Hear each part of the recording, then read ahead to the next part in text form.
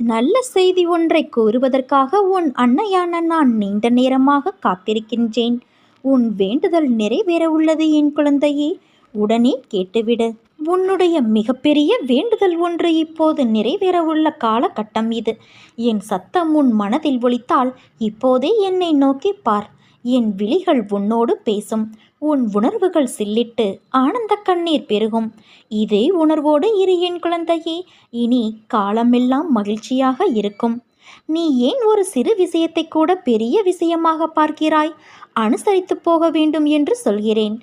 பொறுமையை கையாண்டு வாழ்பவர்கள் வாழ்க்கையை ஜெயிப்பதற்காக பிறந்தவர்கள்.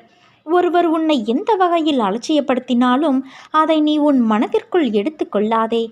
புறக்கணிப்பு என்ற இடத்தில்தான் உனக்கான சரித்திரம் உருவாகிறது. அந்த இடத்தில் இருந்துதான் நீ விருட்சமாக வளரப்போகின்றாய். நான் மட்டுமே அனுசரித்து போக வேண்டுமா என்று